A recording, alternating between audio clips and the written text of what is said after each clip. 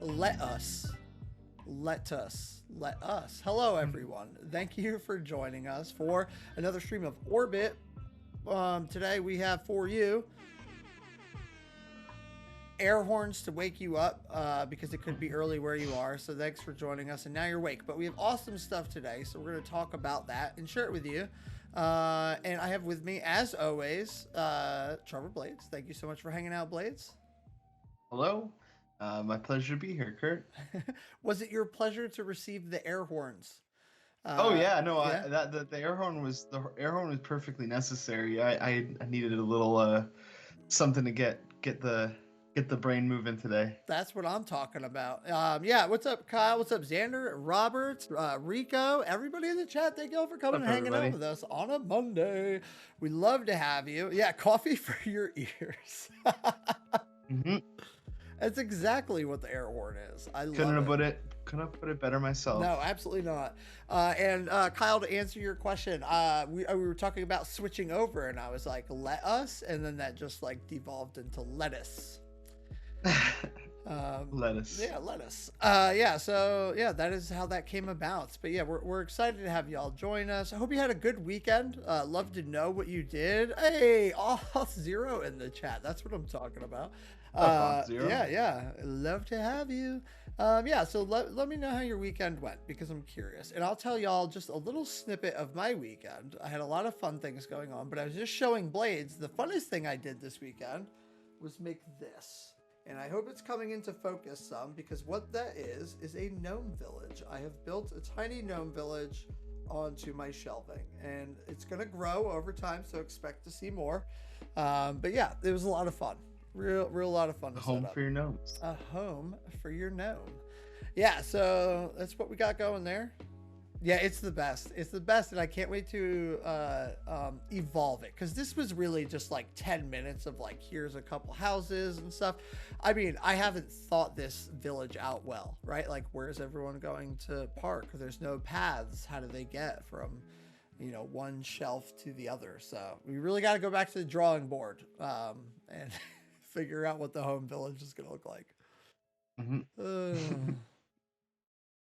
Is there I mean, it's kind of isolated there on that little edge of the shelf. What's the plans for expansion? Yeah, that's a good question. So I'm thinking of, it's probably hard to see. There's like a lot of quartz in here as well. So Donna collects like a lot of crystals and geodes and stuff like that. So I'm thinking, and as a byproduct, I get some of that. First of all, real quick, Super Cyborg Ninja. Yeah, that was fun. Always fun chatting. Someone called the worst dev. So yeah, that's me. But yeah, and then yes. So I think one, I could do like a cave scene, kind of like, you know, there'll be more of like the mining gnomes maybe, and then yeah, nice. Yeah, we'll do like one or two up here, and I'm thinking like some like viney type stuff could be like their way of travel, or maybe I can get like a little like wooden ladder or something to go up the side of the shelf. Yeah, possibilities are there. You know, you could really like go down like the biome route a little bit, like that's like the green level, right, you know, at the nice temperate moderate level. The one on the top shelf can be like the alpine zone. The one in the middle of the thing, like you said, can be, you know, underground. I could get some sand going, like a beachy, oceany one, or even desert themed. Yeah, the possibilities are endless. I mean, we're just scratching the surface. Just don't get sand in the carpet. So, fun fact: if you expanded on a different thing, you could literally have an elf on the shelf. Yes, I could all year round, because we have an elf on the shelf. But yeah. That's cool. That sounds like a chill weekend though, Robert Tables. I was just reading that. Yeah. A couple D&D games. Yep. Diablo 3. Can't go wrong with that. Yeah, I've been playing Final Fantasy VII Remake again. Taking a break from Zelda escapades for a while. I tried to play Immortals Phoenix Rising and couldn't get into it. I gave it a good try. Got pretty far, but it's just not grabbing me. So yeah, I'm gonna go through Final Fantasy VII again, but it's fun because this time I'm streaming some of it, and I didn't stream through last time, so cool. Yeah, I've been becoming quite the gaming streamer as of late. You have. Yeah, it's really funny because gamer Kurt is entered chat. It's coming. Yep. Yeah, but it's been fun. It's been real, just to turn off and play video games, and now I have everything all set up here, which is why, like, before the PlayStation was in our bedroom and the Switch was just like over on a table set up, and so now I have all of that there. I haven't even started Fire Force, so if I'm being honest, right now I'm watching something called Samurai 7, which only has like 1 or 2 seasons it's on Funimation. I don't know where else it is, but it's like the samurai version of Naruto, kind of, in some ways. I'm digging it. It's pretty cool. But yeah. What about you? What'd you get up to this weekend, Blaze? Did some baking. Did some went skating on Saturday. That was fun. Learned back 50-50 shove out, which is a trick that I've never done before. I'm trying to picture what that is in my head. So 50-50 I get. To a shove out. So you're doing like a shove it off of a 50-50. Yeah. I'll show you. 50-50, I'll send you. So you're like backwards. Yes, sir. So backward slide, 50-50 grind, shove it out. You got it. Damn. I can send you a clip. Yeah, please send me a clip. If you have it available, you should send it to the whole internet. He's like, maybe. Let's see. One sec. Oh, you're good. I'm on it. You are good. While you actually round that up, I'm going to do a quick roundup. We've got quite a few resources today. We got some events coming up. It seems kind of event heavy, which is interesting. It's cool. I like that. Sweet, or it did not happen. Yeah, I feel that. So my next question then is, are we ready to dive into some of these things that we've discovered all across the internets, or what? Oh, Let's do look it. at this. All right, let's cool, do it. I'm quick with the clips. Yeah, you are. That's awesome. Yeah, look at you. Look at that. Nice. Look at that. There you go. Smooth too. And look, the best part about that whole video is like the satisfaction at the end. Like, I can only imagine how many times it took to get that. Yeah. That's a really nice spot. Little behind the scenes. Yeah, this spot is one of my favorites. It's like maybe like, I don't know, like a 15-minute bike ride away from my place, and it's like a little sporting paradise. They have beach volleyball, soccer, basketball. There's a running track. There's these amazing skateboard ledges of varying heights and stuff, and just a wonderful little spot.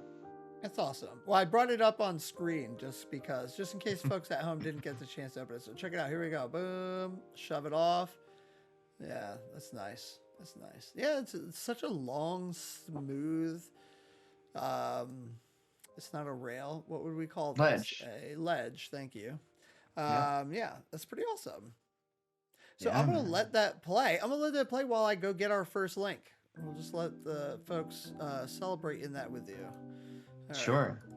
And yeah, Kyle, that's right. It's a roller coaster in the back. That is a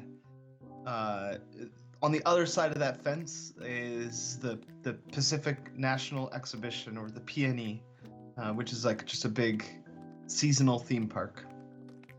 So it's I think it's open just for a few months every summer, and then they do some special thing for Halloween, and then closed during the winter, as far as I know. But yep. Oh snap. And while you're doing that, I got our first thing pulled up, but I had the wrong link copied. But anyway, It is fixed now. And our first announcement is, I got to do it again because this one's important to me. It is Apollo Day. January 26th, which is tomorrow actually. But why I'm so hyped about this Apollo Day in particular is because it's mobile focused, and we haven't done a mobile focused really event, I don't know if ever, but at least since I've been around. And so I'm very excited about this. We feature mobile talks and stuff like that, but this whole day, this one day event, is focused around native mobile development and GraphQL. And there's content that is both beginner friendly, like literally how to get started with GraphQL and mobile, as well as like some success stories of how other companies are using it to scale out their mobile apps, and even some cool information around like caching and Android. So an AMA with the Apollo team, open source mobile team. Essentially, you're just going to want to check it out if mobile development and GraphQL are your jam, your bread and butter. Definitely go check that out. I was also a pull my back out, putting on socks person for a long time, so I feel that. Like, I actually threw my back out sweeping the kitchen floor once. I've thrown it out sneezing. I've heard of that before. The sneezing. Yeah. Sweeping my kitchen floor was the worst one I've ever had. It just fell. Could not stand myself on my legs anymore, and I was in bed for like a week. It was terrible. Yes, you should attend. It was totally free. I totally forgot to mention that. This is free. Like, so you just sign up and go, oh, thanks. That's Typeform. We've recently moved to Typeform because we were like, you know what? It's a better experience than like Google Forms for filling out a form. Even solutions like Eventbrite, like event specific things haven't quite nailed the form, like the sign up element, you know? As good as they are at actually like handling events and whatever, I assume they're good, but Typeform just nailed the form flow, as they should, with the word form in the name. But they did good, and from an administrative standpoint, it's nice as well. So it's cool, but it integrates with all of your workflow tools, you know, so you could just as easily use like a Zapier flow to send the data wherever you need. Like if their UI is not what you need for working with the signups and stuff, then you can pump it wherever you need to, but it works for our needs. Yeah, it's almost as if everything we do on the internet is a form. Right? Like, that's pretty funny. Okay, so that was Apollo Day. That was number one. So spread the word, let everybody know, and then let me drop this link in the chat real quick before we do that. go.apollo.dev/apollo-day. Let folks know if you know any mobile peeps. This would be a really good event to attend. Okay, jumping back to my doc. Oh, this is a shameless self-plug here that we have coming up next. I was talking with somebody about GraphQL and kind of like, you know, they're asking what I like about it. And one of the things that I find very nice about GraphQL is the declarative approach to fetching your data over imperative. So I mapped it out for them as an example using grocery shopping. And I put that analogy together into a thread. And so I figured that I would share it with y'all, because a lot of people seem to like the analogy and it resonated with them. So there we go. Oh, awesome, Kyle. Yeah, I would hope to see some StockX peeps there. I'd love it. And, you know, in the future, love to have some StockX peeps present at these mobile days. So for anyone who doesn't know, Kyle works at StockX. They do a lot with GraphQL there.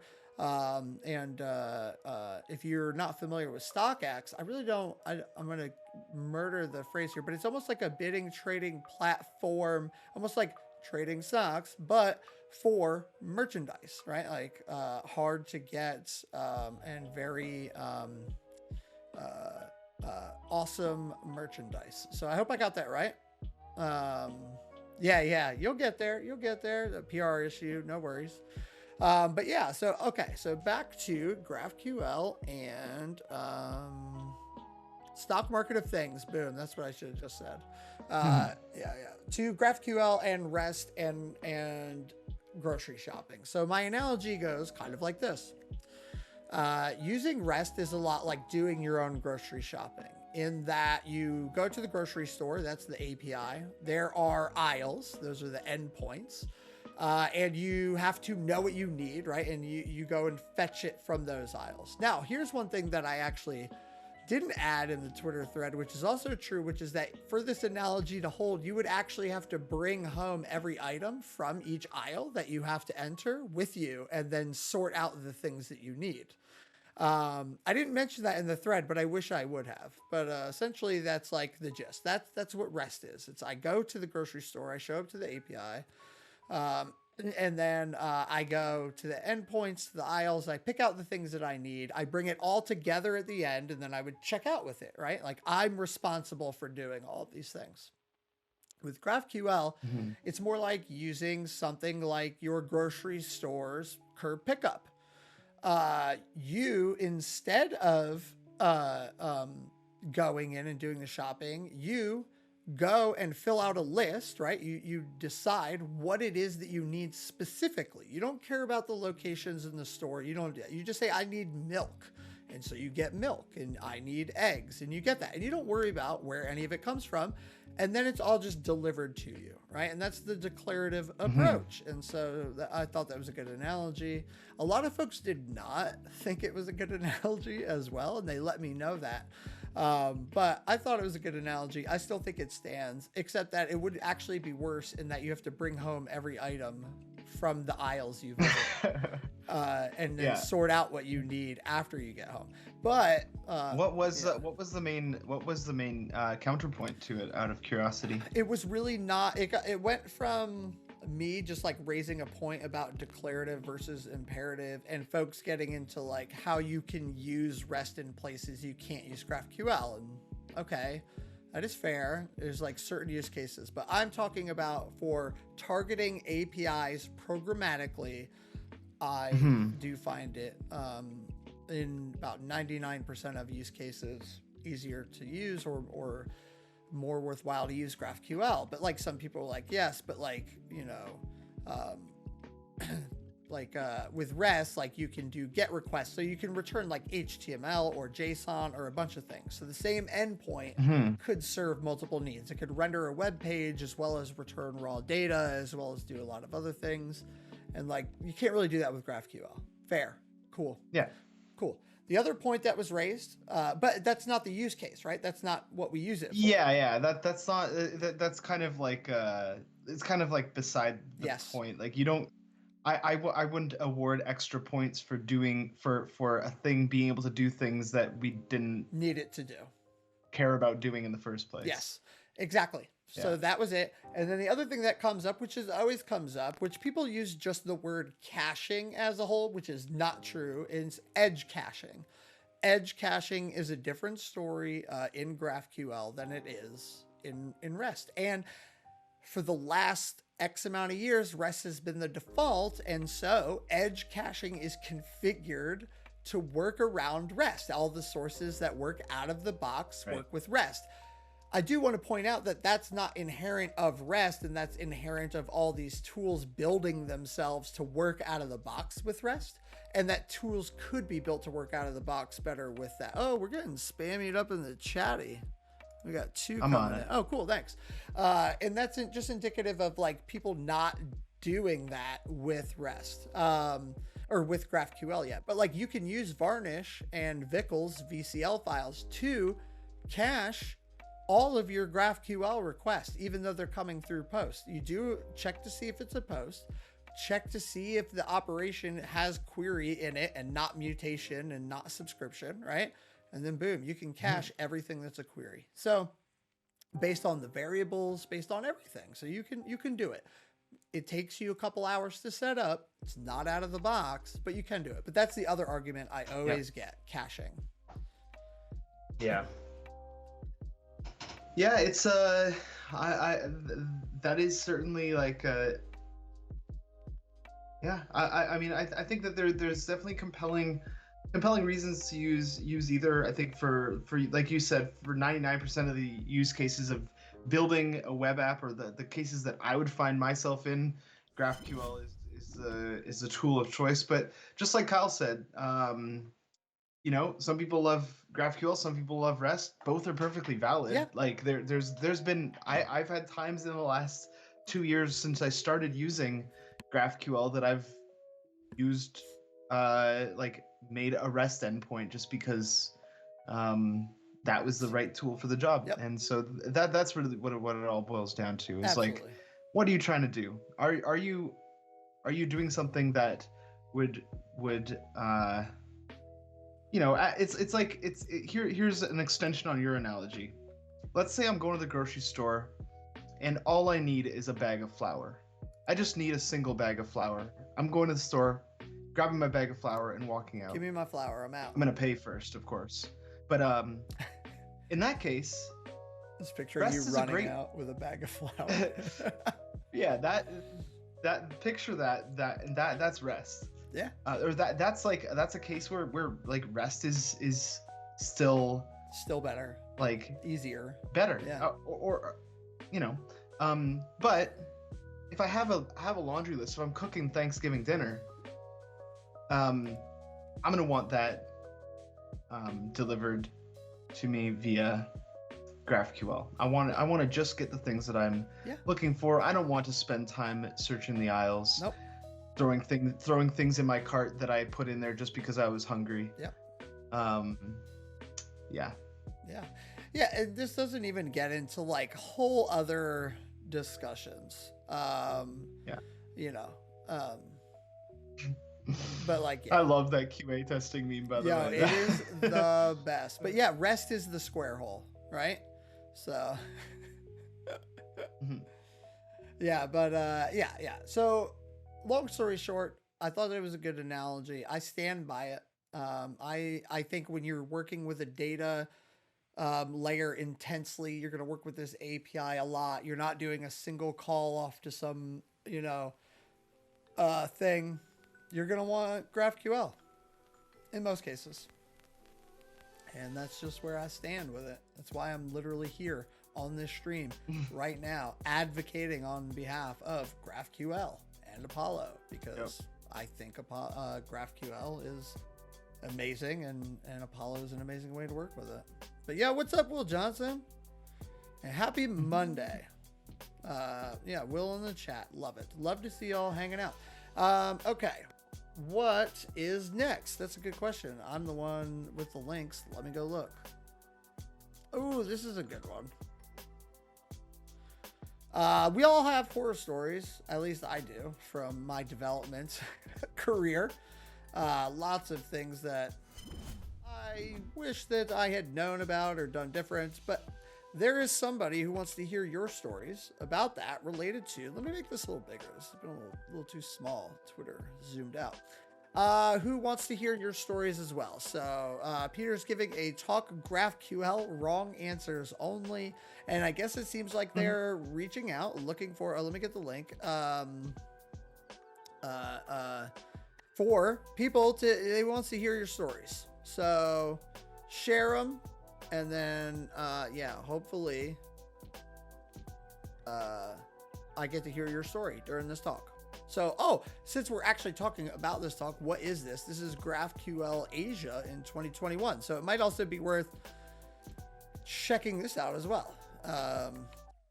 Absolutely. So let me drop that link too, to get you all both places very quick. And it's just OData. Seriously heard that. I don't even know what OData is. That's hilarious. That's just the creator saying it's not that. I don't know what OData is. I would have to go look, if I'm being honest. Do you know what OData is? Never heard of it. I'm going to Google it right now, though. Literally. And then shared the post from one of the creators of OData. Saying it's not it. Good times. Oh, now this all makes so much more sense. So OData is a way of doing REST. Like Hadios is a way of doing REST. Like, okay. So it's just like like a practice, or what do you call that? A methodology for doing REST. Like Swagger. Yeah, like Swagger, in a way, is a methodology. Yeah. Got you. Yeah. Oops, I just closed the browser completely. Well, that's not good. Oh, no. Uh-oh. Oh, so I just have to make a file, new window. Yes, I have it back. Okay, cool. Let's go to the next thing. Let me get the next link. This one is, we're getting through these. We got one or two more, yeah? And how are we doing on time? Oh, we're good. It's only 12:30. Trying to think of my GraphQL mishaps. I'm sure I've had some too. I have a big one. Should I share it real quick before we go on to the next thing? thing? Yeah. Let's hear it. While we're on the subject. Yeah, in chat, if you're just reinventing our wheel. It is really gatekeepy to say that. Yeah, for sure. But okay, here's my mishap. So the year is, so let's set the scene. The year is 2018, I think, or maybe 17. I'm working at Major League Soccer, and I am the tech lead of the UI team. So that's I'm responsible for anything that interfaces with an MLS fan. Fire TV apps, mobile apps, web apps, everything, right? Chat apps across the board. So long story short is we're going to be doing a lot of awesome projects coming up to improve user experience. Well, to me, one awesome way to do that would be we add GraphQL in between our backend REST APIs. They can still serve our existing customers who have paid to use them. And this will allow my team, the UI team, the speed we need to get to backend features and develop, right? It's a sound plan. It really is. It's a sound plan. Instead of having these BFFs, we have one backend for all this. So long story short, we start prototyping it. I'm showing the product team and QA teams graphical, and they're loving that. They're like, this is great. I'm showing them how it'll work in Jira, and we can share queries and mutations around, and we can all get on. I'm showing design, how we now have a common language for components and how we Everybody's having a good time. Yeah, we're all having a blast. So we built this API. Things are going really well, and we have an upcoming what is it called? It's called a Tentpole Event. So Tentpole events are just days in MLS when a lot of things are happening. And there's really two Tentpole events in the years that matter. There's decision days, which is, it's 2 days where half the teams play each other, and then in the final day they play, right? And then there's like a week later, all teams play on one day. So this is like the two biggest, is we have the most traffic of any days. So on this first one, we've got everything set up. We've done some load testing. Everything looks good. We just were not ready for the volume of that many quick responses. So I thought I knew how data loader worked, and I thought it was like doing some actual caching of responses and then sending them. Come to find out, it caches the promises, so the requests, and then resolves once all of that is there. It's hard to say, but long story short is you still have to respond to all those event handlers with the data once that promise resolves, right? And if thousands of requests have come in and are all sharing the same promise, what happens then is all of those events need to process that data and try to do their requests. CPU, memory usage out the wazoo, can't do anything. We try to spin up more, and APIs just keep coming down. So, oh no. So we have to revert back to our old system that we had for this first day, and I'm just like, shit, and everybody's like, shit, and so we're just like, ah. And then I spent the next week implementing an in-API layer caching mechanism to address this. But MLS is tricky. Wow. Yes, and MLS is tricky because you can't just cache everything for an indiscriminate amount of time. We have hot data, we have cold data, and then we have really cold data. So when a match ends, unless a news article changes or something has been called, that data will never change. So we can cache that for a really long time. But a match that's happening live needs to be able to be basically instantaneous. Yes, we did share the data loader across requests. Yes, that is absolutely what we did. That on top of having no actual caching between those HTTP requests that were going out to the other APIs and our clients just caused everything to just collapse. Bless you. And then, yeah, so we, so I spent the next week working, basically like, I canceled all of my meetings. I was sitting there just like furiously typing away, like adding this caching layer, running load tests. It was like a movie, you know, it's like cut to the scenes of me being like, oh yeah, no, frantic coding. Or like 3D trying to put a virus like code together and it's like, oh, crashing out in front of me. But yeah, so long story short was I implemented this really cool caching layer. Actually, Kyle, it wasn't too dissimilar. Your solution was definitely more elegant, of like what we did on stream, where we looked at the caching solutions for federated graphs. It was pretty similar, honestly. Yeah, so that's what I did. I spent that week, and then we put it back up for our main event where all teams play each other in the same day. Oh boy. And we had not a single problem. Nice. Yeah, they handled it well. Well done. Yeah, and they haven't had any issues since. That GraphQL API powers the mobile app, Fire TV app, the web app for the scores and schedules, which is like a real-time kind of place you can go. It's starting to power some of the stuff at MLSsoccer.com. It powers like a lot of the Roku and streaming apps and stuff. So it's pretty cool. Amazing. And it must have been just like a stressful time when you had to like revert to the old system in like that interim phase, like when it's like shit, like that this future solution, which ended up being like the solution of their future, like didn't work first try. Yeah. So it's like, oh crap, we gotta like go back to the old way. Absolutely. Yeah, and it was such a terrible old way. Like right, that's gotta be the most painful part. Yeah, it was so good when it worked though. Like everybody was very happy with it.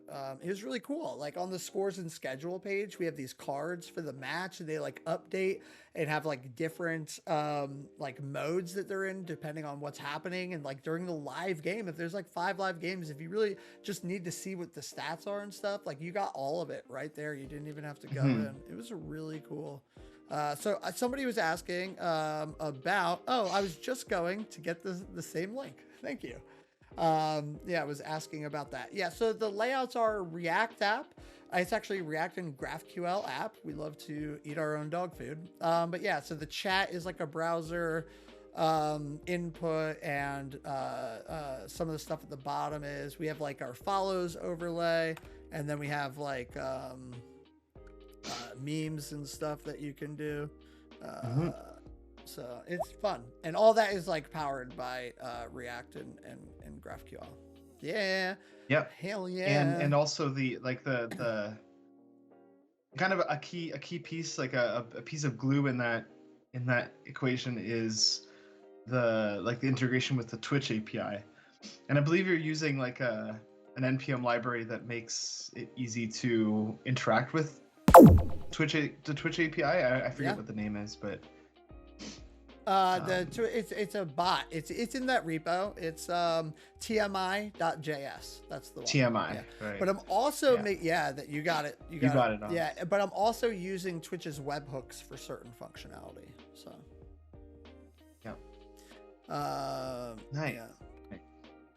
Yeah, James, I really like the stuff you're doing with chat commands and hue lights. Those are hue lights that I have, so I would like to see that.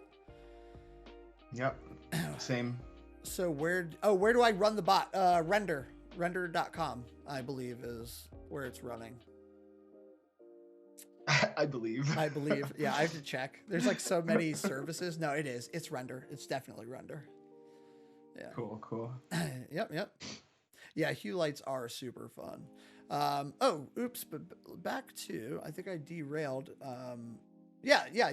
Well, it was it was a worthwhile derailment. I'll say that. But I do want to get back to our next item, which I'll drop the link in the chat and flip us over.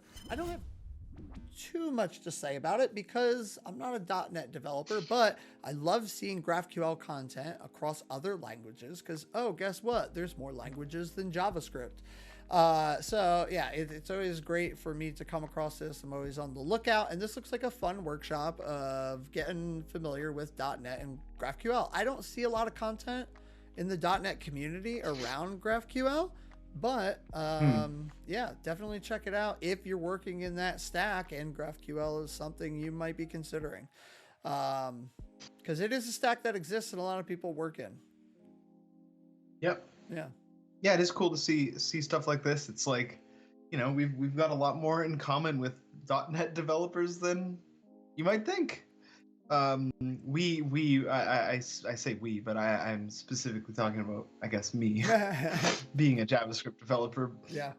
That's me too. Or anybody else who finds themselves in that position. But yeah, GraphQL is kind of like the something that is ubiquitous across many languages.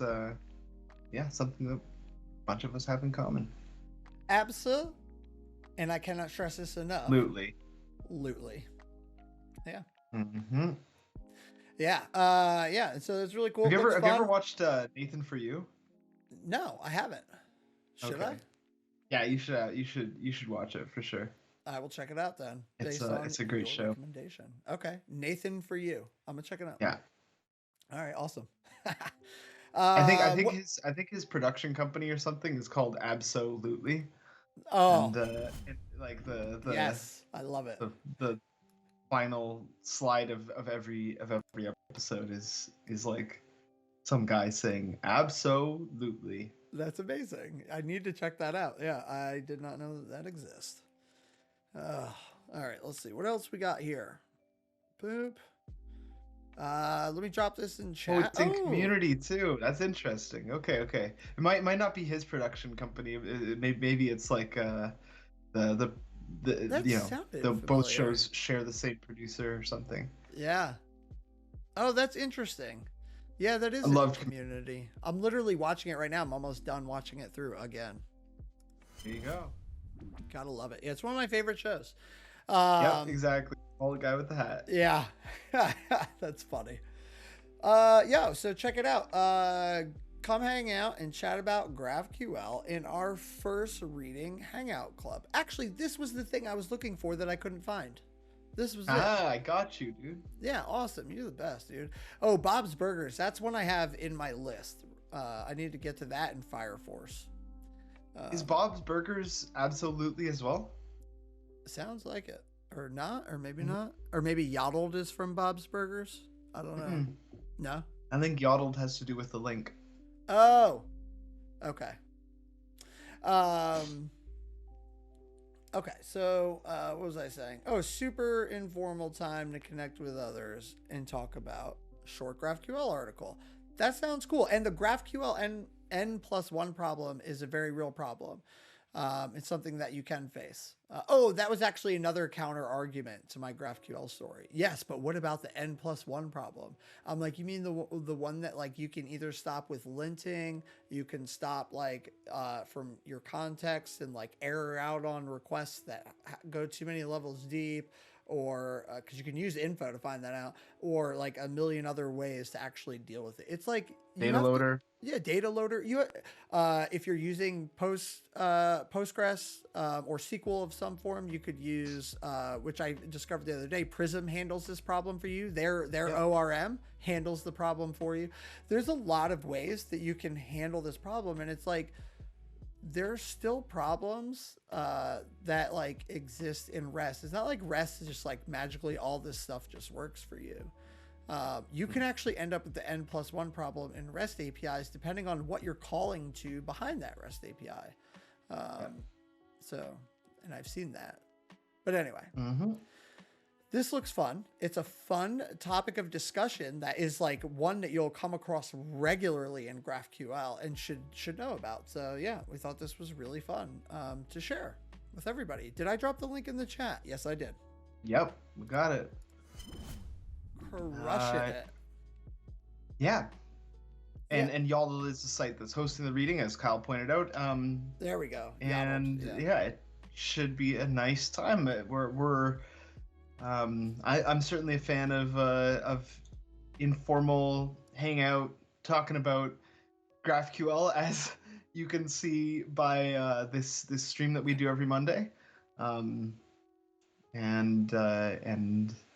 this is anything like the others, then it's gonna be a great time.